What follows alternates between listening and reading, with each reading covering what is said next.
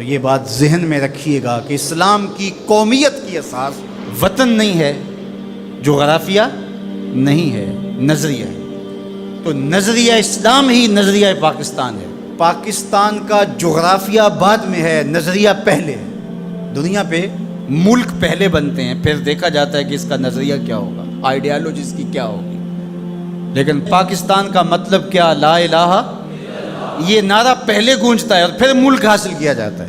تو یہ ایسا ملک ہے جس کا نظریہ اس کے جغرافیے سے مقدم ہے۔ دنیا کے اوپر ایک اور ملک بھی ہے جس کا نظریہ اس کے جغرافیے سے مقدم ہے، بلکہ اس کا جغرافیہ ابھی تک متعین نہیں ہے، وہ اسرائیل ہے۔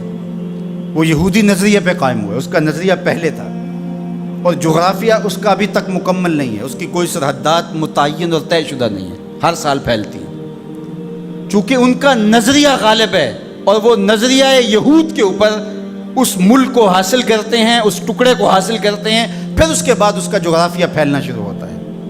آج بہت شور ہے کہ عربوں نے تسلیم کر لیا اسرائیل کو، اور بعض دانشور ہمیں بھی یہ مشورہ دیتے ہیں کہ پاکستان کو بھی یوں کر لینا چاہیے۔ جب عربوں نے کر لیا، ان کی ہمسائیگی ہے، ان کا مسئلہ ہے، ہم کیوں نہ کریں؟ تو یہ بات ذہن میں رکھیے گا کہ یہ عرب ریاستیں جو بنی ہیں، یہ نظریے کی بنیاد پہ نہیں بنی، یہ لسانی بنیادوں پہ کھڑی ہوئی ہیں۔ جب سلطنت عثمانیہ کو توڑا گیا تو اس وقت یہ بت تراشا گیا اور عربوں کو کہا گیا کہ یہ اجمی ہیں ترک اور تمہارے اوپر حکومت کرتے ہیں اور تم عربی النسل ہو۔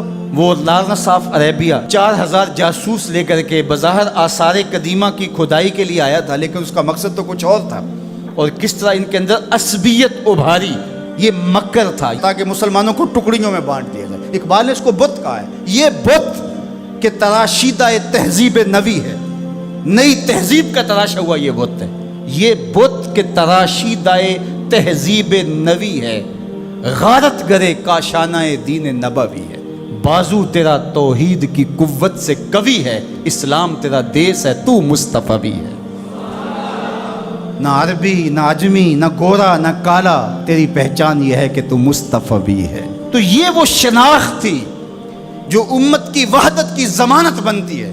تو آج اگر کسی ایک ملک نے تسلیم کر لیا ہے اور کل دوسرا ملک تسلیم کر لے گا، لیکن میں آپ کو ایک بات بتاؤں اور وہ غور سے سن لو، وہ یہ کہ ساری دنیا بھی اسرائیل کو تسلیم کر لے، پاکستان تسلیم نہیں کرے۔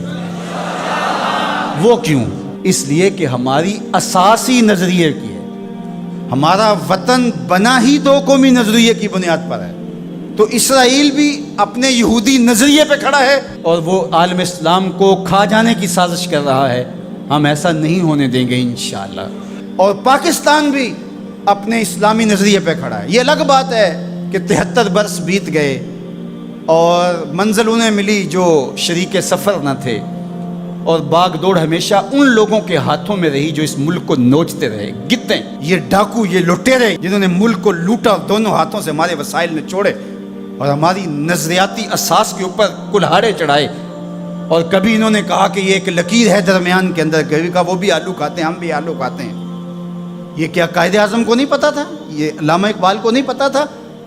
جن لوگوں نے قربانیاں دیں، جن ماؤں کی چھاتیاں کاٹ دی گئیں، عزتیں بچانے کے لیے کنویں میں چھلانگیں لگائیں، یہ کتنی دردناک کہانیاں ہیں۔ ماں کی گود سے بچہ چھینا جاتا ہے اور یوں ہوا میں اچھالا جاتا ہے اور پھر کرپان سے اس کے ٹکڑے کیے جاتے ہیں اور پٹک کے زمین پہ مارا جاتا ہے اور اس کے اعضاء بکھر جاتے ہیں، لیکن ماں رونے کی بجائے کہتی ہے پاکستان کا مطلب کیا؟ لا الہ الا اللہ۔ کیا یوم حساب نہیں آنے والا؟ جنہوں نے اس ملک کو نوچا ہے، اس ملک کے نظریات پہ کلہاڑے چلائے ہیں، مختلف جگہوں پہ بیٹھ کر کے اس ملک کو کھوکھلا کرنے کی کوشش کی ہے، وقت آنے والا ہے۔ یہ ملک مٹنے کے لیے بنا ہی نہیں ہے، یہ قیامت تک قائم رہنے کے لیے معرض وجود میں آیا تھا۔ یہ ملک امانت ہے اللہ کی ہمارے پاس، یہ رسول اللہ کی نگاہوں کا فیضان ہے۔ میرے عرب کو آئی ٹھنڈی ہوا جہاں سے، میرا وطن وہی ہے، میرا وطن وہی ہے۔